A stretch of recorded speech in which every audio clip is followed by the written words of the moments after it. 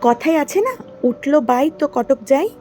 আমরা অবশ্য ভুবনেশ্বর শিফট হওয়ার পর থেকে কোথাও ঘুরতে যাওয়া হচ্ছে না বলে উঠলো বাই তো পুরী যাই বলে হট করে একটা ক্যাব বুক করে চলে গেলাম পুরী।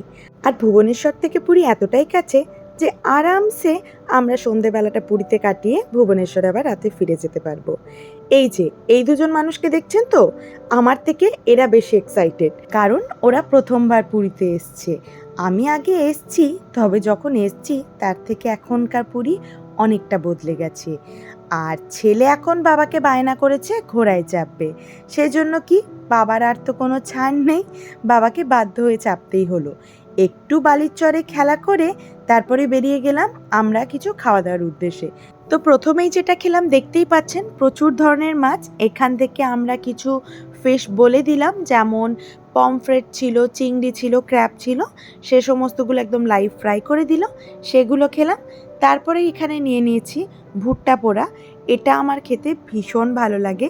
আর তারপরেই আমরা চলে গেছিলাম মিত্র ক্যাফেতে, এখানে ফিশ ফ্রাইটা মাস্ট ট্রাই, পুরীর মিত্র ক্যাফের ফিশ ফ্রাই, ও মাই গড।